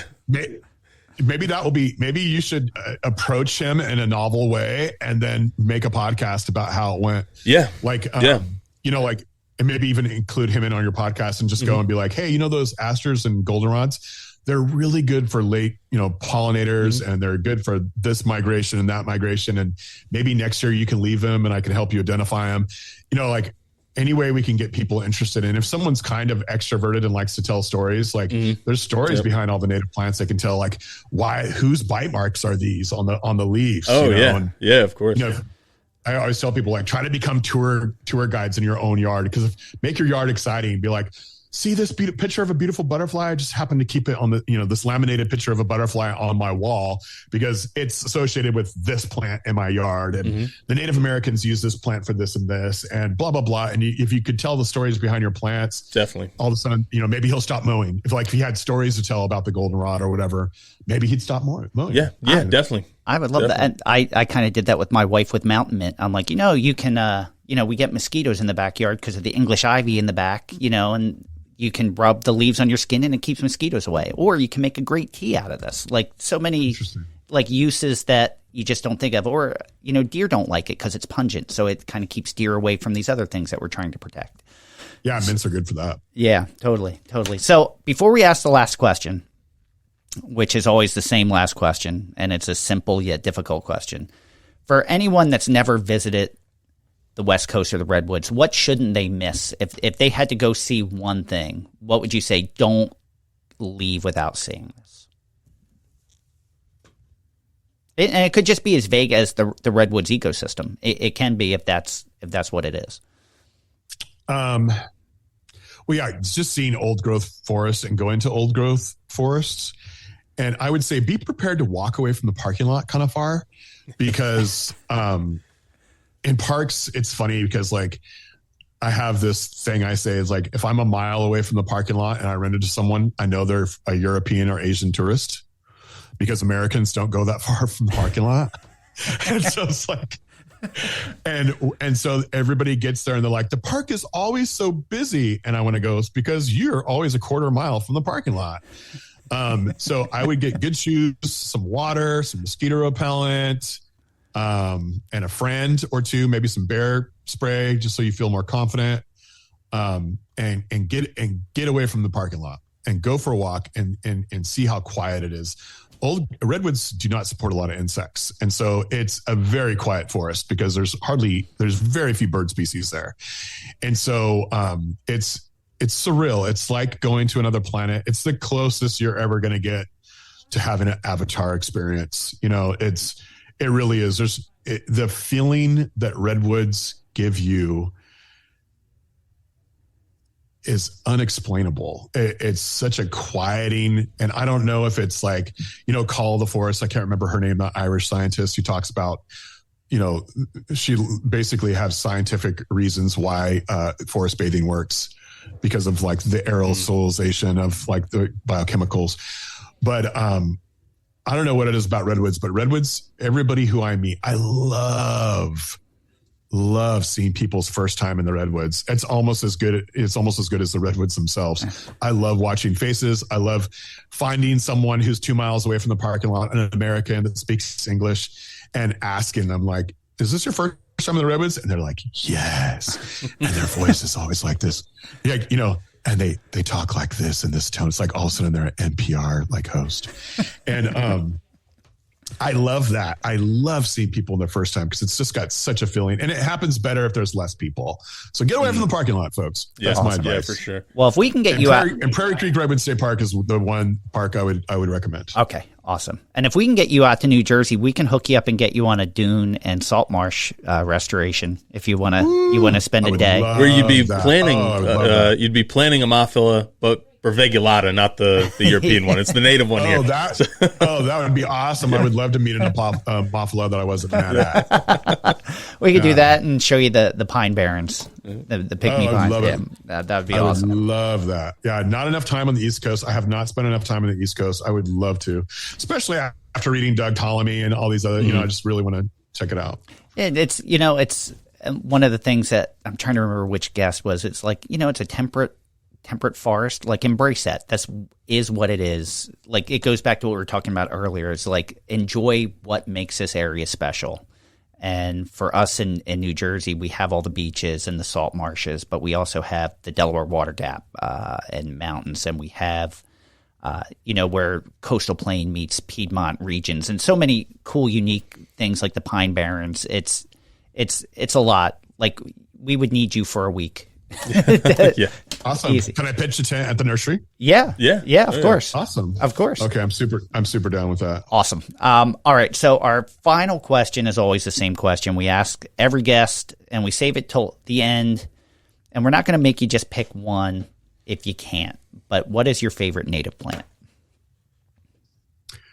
I want to hear all your other guests' answers first. They're all over. They're all over. And some unique things that I've never heard. I love when it's something I've never even heard of before. Well, it's not redwoods, because redwoods for me aren't a plant.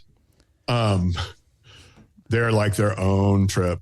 So I'm going to leave redwoods out of this. Right. Oak trees are my favorite for so many reasons.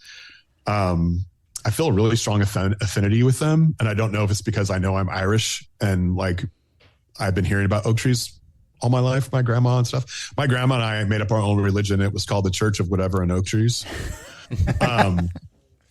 We were very close. She was my best friend. So we created our own religion and our spirituality. It was called Church of Whatever and the Oak Trees.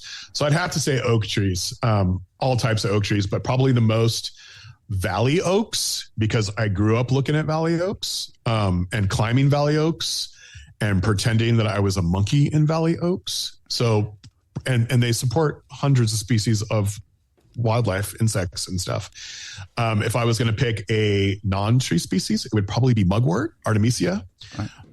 It's a nitrophile that grows here, and some of my indigenous friends put it in their pillows because they believe it brings them good dreams. And so I've been doing the same thing. And I smell like mugwort all the time. And whenever anybody asks me to plant natives in their yard, if they have a wet area that's high in nitrogen, because mugwort is it's a nitrophile, I will definitely plant it if it's within the range, because I just love it so much. Awesome. Just the way it smells and feels. And it's a very long and intimate relationship with humans. I think our favorite part of this question is never really the plant, but the story behind the plant. And those are fantastic stories. Thank you. Yes. We appreciate that. So this is kind of, we always end the show with final thoughts, and we hand it over to you first, but Tom and I always take a turn as well. This is where we hand you the floor, and you can use the time however you want. If you want to promote something, if you want to talk about something we hadn't mentioned. If you want to summarize, however you want to use it, the time is yours, and we hand it over. So a lot of your listeners are probably what I would call the choir. They're people who I don't have to convert. But I'll tell you what, the choir needs to learn the lyrics to new songs. And the song we need to be singing is totally in line with this podcast. We need to get native plants in the ground, and we need to tell the stories behind them, and we need to make them fun, and we need to make it accessible. Conservation, please make it accessible to everyone. It's very, very important that everyone gets a connection to the outdoors. Everyone gets connection to nature. And planting native plants is the best way for so many people and on so many levels. And they don't need a yard. You know, they need a balcony, a porch, or a church, or a school. And it will help wildlife in such an important way. So those of you who are listening to this podcast, please take what you learn from this podcast and share it. Share this podcast. Share people's videos who are passionate. Get the information out there. We can make a difference. I'm not a dope dealer, but I'm a hell of a hope dealer. And I got the sticky, icky hope. Like, we can solve these problems. We can solve climate change. We can solve the extinction crisis. We can solve these things. We can do it. We can control our temperature like a thermostat. We have the technology. We can keep species from going extinct. You can do it from your yard, folks. So I just say, be a tireless educator. Do not get discouraged. It's a waste of your time. It's a waste of your time. Focus on the hope. I'm slanging it. So if you need some more, follow me. I'll never run out of hope. I get high on my own supply. You can follow me at Redwoods Rising. You can follow me at Griff Wild, Facebook, TikTok. I'm in our podcast, Jumpstart Nature. We need you to make a difference. There's every reason in the world to be hopeful. Quit with the fear mongering. Let's move forward. Awesome. What a wonderful message. And we're going to put links to all of those things that you just mentioned in the show notes. So if anyone's listening, you can go right to the show notes and you'll be able to go right to the podcast or any Redwood Risings, any of those. Yeah. And if you're bummed out, like if you're bummed out on the environment, just go to redwoodsrising.org and see what we're doing. Like we're helping so much wildlife, but we're also helping people. Like a lot of these places are getting their indigenous connections restored. Mm-hmm. It's indigenous people out there doing a lot of the restoration work. I mean, it's beautiful. It's beautiful. Redwoods Rising is such a wonderful project. So if you need some hope, go to redwoodsrising.org and we got your doses. Awesome. That's wonderful. Tom, do you want to go? I probably couldn't say it as well as Griff just did, but no, that was going to be my point too. And I bring it up all the time, is we can't keep complaining and bashing people who don't understand. And I'm using quotation marks as I do that. I see it so much on Facebook, especially, where you see the bashing and then you see the people saying, "Well, I don't like this because everyone's getting angry at me." It just doesn't work that way. You got to connect with people, present native plants in a way that appeals to them, and again, sell that hope. That's such a great way to do it. Is everyone kind of knows, who can see what's going on, and maybe they have different opinions on it, but they can understand that concept. And you got to sell the hope that we can actually fix it by creating habitat and using native plants. Awesome. Great message. One more little quick add-in. I'm sorry. No. Zoe Weil she's a co-founder of Institute of Humane Education. She's one of my heroes. She's the one that coined the word solutionary, which I use frequently, but she has a TED Talk where she captures all of what I just said in a TED Talk, but basically she uses Star Trek as our model. And like, she talks about how, you notice whenever they go back to Earth, it's always this green planet full of wildlife. And how then they're not colonists, they're not colonizing space. And she uses Star Trek as a model in one of her TED Talks that I would highly recommend. Zoe Weil, Weil. She's a hope dealer. She's, her and I know each other casually, but she knows that I'm her president of her fan club. Awesome. Yeah. I'll add that in the show notes. The other thing I was going to add that I forgot to say was, we always say, hey, anyone can make a video. You don't have to get 100,000 views. 10 views is fine, because it's probably the people who are closest to you that are seeing it, and that's 10 people who you just sold that now are thinking about pulling out their barberry or leaving the leaves, or why it's important that you have the goldenrods and asters. that kind of Yeah, stuff. if you got someone to plant one acorn, it grew into grew into an oak tree. You are a successful conservationist. Yeah. Like that alone, you should be proud of yourself. Yeah. So make a video. If you aren't comfortable making a video, share one of the great ones that are out there that are relevant to your area. So. Or share a photo and say something about it. Tell your story. And one of the things that Tom and I always try to do when we meet people that are listeners of the podcast, I always want to hear what their favorite native plant is. I want to have that conversation, and I want to hear why it's special to them and what makes their journey unique as opposed to everyone else's. And it's one of the things that I'm most grateful for this podcast is having the opportunity to have these wonderful conversations with incredible people like Griff and so many of the other guests that we've had. And one of the things that I am most proud of when we get good reviews is that the word fun gets put in a lot. And that's what gravitated me towards Griff. And we try to, I'm happy that people can see this subject and think that it can be fun. It doesn't have to be stuffy. It doesn't have to be too scientific. It can be on a very basic level of fun. And I'm no expert, and I'm not going to try to dress it up that I am. I can't have a lot of these conversations that other people have. But I can make it fun, and I can hopefully share a couple things that maybe you'll find entertaining and walk away with and learn something. And if we can do that, then I feel job well done. Yeah. Amen to that. Awesome. All right. Well, that's going to wrap us up for today. Thank you very much for listening to Griff. What's your full thing that you go by? Do you just go by Griffith?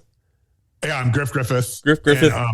And then I'm at Griff Wild on Facebook and TikTok, and Redwood Rising on TikTok and Facebook. Yep. And you have a website, griffgriffith.info. Is that correct? Yeah, it's it's like contact or quick links. All right. So basically. So you can find more of Griff stuff by going to any of those links. We'll have them in the show notes as well. Thank you. JumpstartNature.com. And JumpstartNature.com is the podcast. Definitely listen to that. Like Fran and I are going to be, and we're going to give a little feedback on our Buzz episode. Next Buzz, we're going to talk about the first 2 episodes. Yeah, I think that's a good idea. So cool. It's an NPR style, so it's not like the Griff videos and the Griff podcasts are completely different because I have several different alter egos, and one of them is actually halfway serious, and that's the one that's on the podcast. Yeah, that's awesome. Yeah, I'm looking forward to it. I'm really looking forward to it. Yeah. Cool. Awesome, guys. So thank you to everyone for listening to Native Plants, Healthy Planet, presented by Pinelands Nursery. Big thank you to the Egocentric Plastic Men for contributing our theme music. Make sure you stream or buy their music wherever you consume your music. Thank you to Dave Bennett for our Native Plant Anthem. Follow us on Twitter at Pineland Nursery, Facebook at Pinelands Nursery NJ, Instagram at Native Plants_Healthy Planet, or at Pinelands Nursery, and also YouTube at Pinelands Nursery. Don't forget about the question and comment line. You can call us at 215-346-6189. I will repeat that, 215-346-6189. Ask a question or leave a comment. We'll do our best to play it on a future episode of The Buzz. And we've had a ton of new members on the Native Plants Healthy Planet Facebook group, and I couldn't be more proud of the conversations that you're having there. Yeah, so you can buy Native Plants Healthy Planet merch like the Plant American Plants shirt that we talked about, or the Plant Native Plants shirt that we also talked about. Friend's wearing right now. We don't keep, or our website that you can buy those at is www.nativeplantshealthyplanet.com. We don't keep any of the profits for that. We basically just kind of keep them in a little lump sum, and when it gets to a big enough number, about $500, we find an organization we think is really doing really good work, where that money could go a long way. So Fran, this is not Fran and my get rich quick scheme is selling these t-shirts. It's never made a penny off of us. Yeah. So, and you can listen to our podcast at Apple Podcasts, Spotify, iHeartRadio, really wherever you consume your podcasts. And do us a favor when you're there, give us a 5-star review and hit subscribe. If you do a little write-up with that 5-star review, I give you a shout-out on our Buzz episodes. So with that, thank you, everyone. I'm Tom. And I am Fran. Thank you again, everyone. Griff, thank you so much for all your time today. We really appreciate it. I feel thankful that we got this much time, considering you have 3 jobs. Coming Thank you for your guys' work. No problem. Coming up, we have a Buzz episode next week. Make sure you tune in. And until then, keep it native.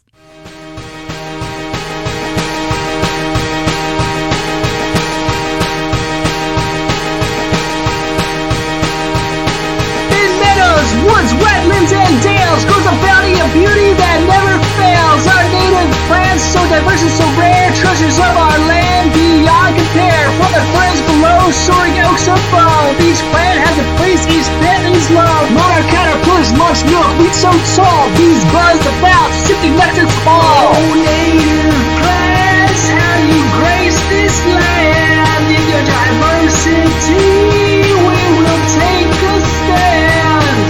To protect and preserve our generations to come, and beauty and potency second to none. To protect and preserve the earth, to restore the native plant movement you just can't ignore. Goldenrod, asters, and flowers galore. Monarch is so stunning, can't help but adore. Their colors, their fragrance, a feast for the eyes. Their value to wildlife, no need to disguise. Native plants, how you grace this land. In your diversity, we will take a stand.